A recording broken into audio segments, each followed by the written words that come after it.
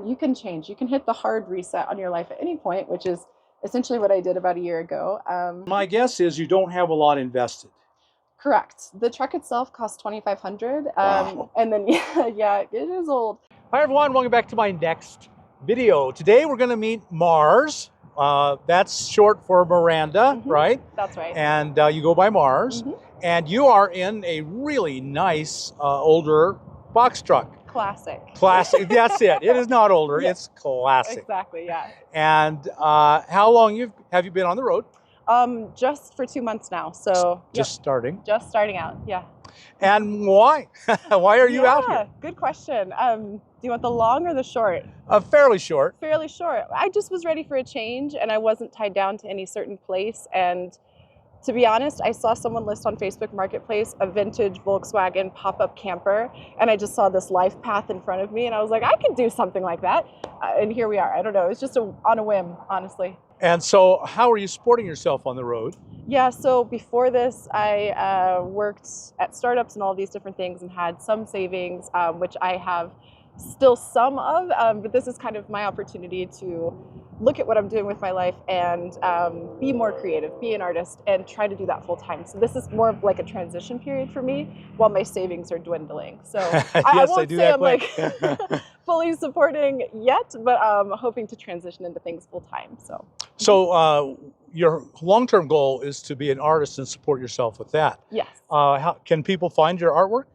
Yeah, I'm on social medias as Mars Among Men, and I also have a website called offbrand.co, and that's AUF brand. Well, would you mind if we took a look inside your rig? Please. Let's do that. So tell me about your rig here. It's a Ford. Yes, a 1993 Ford E350 Econoline. So yeah, she's 31 years old. And originally I believe it was a Penske truck. The coloring was gone when I first got it, but it was the yellow and all of that. And yeah, it had 118,000 miles on it when I first got it. So that is cheap. That's nothing. It's low, yeah. So I've had it since last October. And so we'll take a look at the interior, the build. Yeah. Did you do that? I did everything. You did everything? Yes. Oh, so it was just an empty van when you got it? It was an empty box truck, Oh, wow, yeah. That's amazing. And the only criteria I had when I was looking was I wanted it to have the over cabin because I wanted to put a bed up there to utilize the space. And that was just because I've seen a lot of builds where they have to build the bed every night, and I just knew I wasn't going to do that. So right, me too. I'm exactly the same way. Keeping it separate was really important to me. I see that you don't have an outside door to the back. No, just the rolling door. But this is something, it'll be the next bigger project that I do. I just wanted to get on the road and see if I liked this way of living before I kept investing into it. But this door is actually kind of falling apart as well. Oh yeah, it sure is. So eventually I'd like to design one that comes down more like a deck, and it could be like a drawbridge style with a door in the back. But you do have the pass-through. Yes. Wow, so you did this all by yourself. It is really, really nice. I will give credit. My brother, Sam, is somewhat of a carpenter on the side, and so he helped me with both this cabinet setup as well as my bookcase staircase up into my bed. Nice. Yeah, other than that, everything was, for the most part, on my own. Right. Yeah. Beautiful. Also, yeah, shout out to Chris who helps me with electrical things as well. But yeah, that's it. And having the overhead bed really frees up your space. Definitely, yeah. And it's very cozy up there. I didn't mean to do it in this way, but the shower stall actually kind of blocks. So even when there's light and things from the electrical over there, it's very, very cozy. Okay, so this is a fiberglass roof? Yes, which I thought about insulating and covering up and maybe still will someday, but I really wanted to have a skylight, but you can't cut through this because it'll, leak and everything else and maybe deteriorate. So yeah, I just left it, and it makes it nice and sunny during the day, and if you stay in bed too late, it wakes you up. So. Oh, yeah. But yeah, I really like it for now, and it's helpful in the colder temperatures, but yeah, it can get warm in the summer. And so you put in a shower. I did, because I knew that I wanted to live in this full time. So I wanted to make sure that I had all of the amenities that I'm used to at home. So shower, I've got my little... Oh, nice. And this could have just been a shower curtain. It doesn't need to be all that. But my favorite part is actually I installed this overhead drying rack. Look at that. So I can do my laundry in my little wash bag and then hang it here and everything drains out. So these little things have really been helpful. And then I know a lot of people go for the Dometic kind of refrigerators and things like that, but I wanted an upright one. So behind you in the staircase is where my little fridge is, and it's plenty for me. Oh, nice. Yep. So you having all these utilities, yes, which makes your life so much better. Yes. So you must have tanks underneath. Yes, exactly. Great tanks. My fresh tank is actually under here. It's an 100-gallon tank, which I know is a lot. Wow. But I wanted to be able to be off grid and not have to find potable water all the time. So yeah, it can be fully off grid for me. This is up to 2 weeks at a time with showers and drinking water and all of that. Sure. And that way it's inside too. And if you ever are in a cold environment. Yes, exactly. That helps a lot. Yeah, I do have a 5-gallon water heater, but it's really energy draining. So it's been nice to just have it in here, and then slightly cooler than room temperature showers because the shade of this cabinet has been really nice. Yeah, this is a beautiful, beautiful countertop. Thank you. Yeah. Did you found that and bought it somewhere? Yeah, or you so this is actually, I didn't make this. It's from Lowe's, and then we just cut it to the design that we wanted. And the goal with all of this was to maximize countertop room because I do a lot of crafting, like I said. Oh, sure. Yeah, and so this has been really nice to just have the space. The openness is fantastic. Yeah, yeah. It's a 14-foot box, so really tried to utilize the space in a way where it feels like it flows, and still there's a lot of room. Like, it's a full-size couch, but I got one that was very narrow, so again, the walkway would be as small as possible. Well, because it's so big and open, your storage is all down low. Yes. Do you have a lot of storage space? Is it more than it looks? Yeah, you can check it out.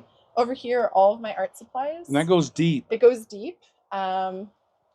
Here I have everything for bathroom. My wash bag is there. When it gets full, I just do the laundry. And then this is the only one that's inhibited by the sink, but I still have fit everything in. So this is all of my pantry, and again, it goes very deep. It's the deepness really saves it. Yeah, because the water tank is only 11 inches, so it stops about here. Oh, wow, that's great. Yep. So you can see just the depth and everything. It's not bad. Yeah. Easily accessible. Easily accessible. Yeah, that's nice. Yep. And if I needed to, I could keep like extra hoses and things up there, but I have those in the little locker storage outside. And you got the big 1-ton van with the dualies, so it can handle that weight. Absolutely, yeah. And then I also have storage down here. So my brother and I built risers for this because my battery is underneath, and then that way I have all of my clothes storage and things down here, as well as extra tech. So, you know, just staying organized, like everyone always says. Yeah, you got to be. That's the biggest part. And this looks like an air conditioner? It is. It's a swamp cooler, which has worked really well out here. So it's basically working, the evaporative air. Really low energy draw, has been incredible. There is a rolling door here. Right. And the cab is nothing, I haven't reworked it yet. So it's nothing special. I have the Ogo toilet. Oh, is that what? So tell me what that is. It's a composting toilet. Oh, so yeah, there's a separate jug for liquids. Separating. Exactly. So it separates the liquids from the solids. And then in there, I just have coconut compost. So it's like a dirt that turns your solid waste into dirt. And yeah, so you just have to deal with the waste and the solids separately. But I don't have a black tank because of this, which was really important to me because I didn't want to deal with that. I've not seen that brand before. What is it? Yeah. Ogo. Ogo. Oh, that's new to me. Yeah, the color, I painted it, so it's usually just white, but yeah. So yeah, my goal was to be able to be off-grid for as long as possible, up to 2 weeks. So I did install solar. I got 2 panels that were for a house. I got them on Facebook Marketplace, but each one is 545 watts. Oh my goodness. I know. So I have over 1,000 watts, and then I have my 3,000 watt inverter. I've got 2 200 amp hour lithium ion batteries underneath here.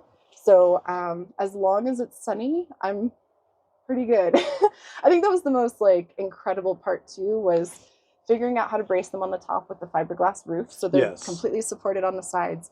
It literally took me 2 or 3 days of just going to the hardware store and figuring out how to really make that secure. But then being out in the middle of nowhere and being able to run an induction cooktop, which I have, is just incredible. So yeah, it's been really cool. Nice, nice. And being creative, I see you've got a nice big monitor, so that burns juice too. Yeah, because I do both digital art as well as, I'm a painter, so I'll do large scale paintings and things like that. But a lot of the work that I end up doing is on the computer, so it's really helpful to have a large screen to be able to work and not fatigue your eyes as much. It's beautiful. Thank you. It's simple, but beautiful. Thank you so much.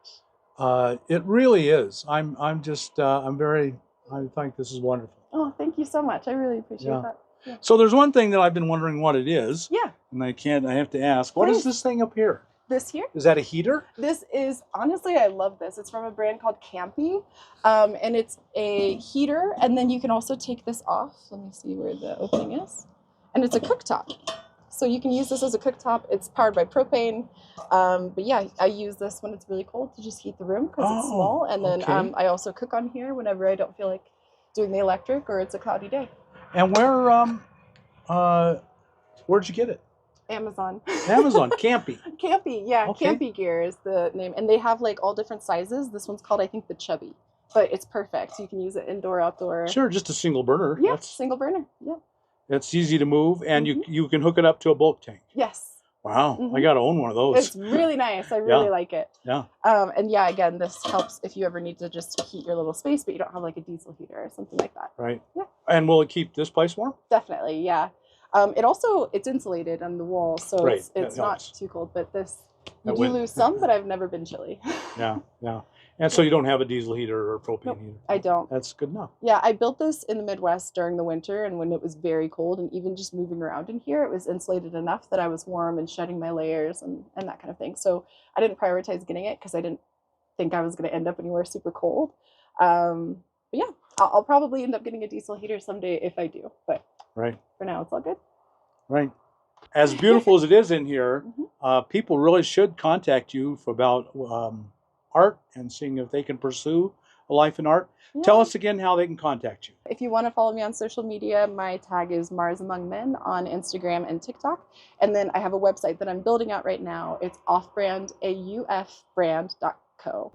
Well, you've just done an amazing job here. Thank you. And my guess is you don't have a lot invested. Correct. The truck itself cost $2,500. Wow. And then, yeah, it is old. And for the build, for everything that you see here, I was starting over, so I really didn't have anything. So this cost just shy of $12,000 for the build and everything. Solar included. Oh yeah, with all the solar you've got, that's amazing. I just went through and itemized every receipt because I kept them all and categorized it by, mechanical, all the things that I learned to do under the hood, the solar, everything. And it was eye-opening, but it's also like, if you consider how long I plan to live in this, it's not anything. So, no. Yeah. Try and buy a house for that. You couldn't, exactly. Right. Yeah.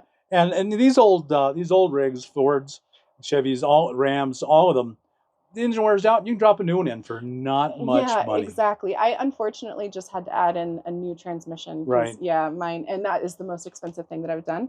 But I will say it's also very easy to work on these engines. Yes. I have no mechanical experience. My dad would be ashamed. He used to be a mechanic. But I was able to switch out the starter solenoid, the ignition switch, like all these different things just from YouTube, like looking and seeing tutorials and going to a parts store. And it's just very simple, like maybe difficult to get to, but, very simple. So, yeah. Well, you've done an amazing job. Thank you so much for sharing it with us. Yeah. I know that this will be a real inspiration for a lot of people. So do you have any final words or thoughts for the audience out there? Some of them are afraid. They think they're going to get hurt or it's too hard. Or do you have any final thoughts? Yeah, this journey really started for me because I realized that I had a pattern of thinking the world was dangerous and I should be afraid of it. And I didn't know that that was going to lead to me living a nomadic lifestyle or living out of a box truck. But I knew that I should start living in a way that isn't dictated by those fears.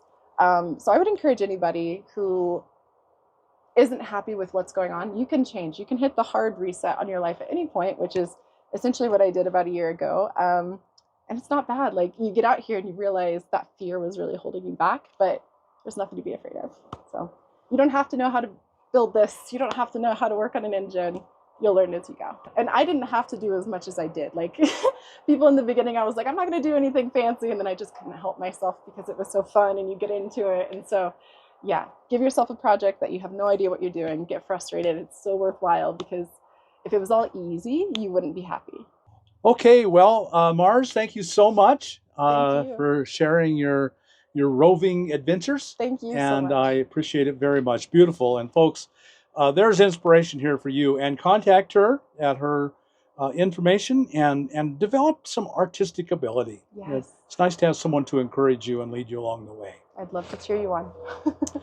So folks, hope you got something out of this video. If you did, like us on YouTube, subscribe to the channel, hit that thumbs up button, and we'll talk to you on the next video. Bye now. Thanks.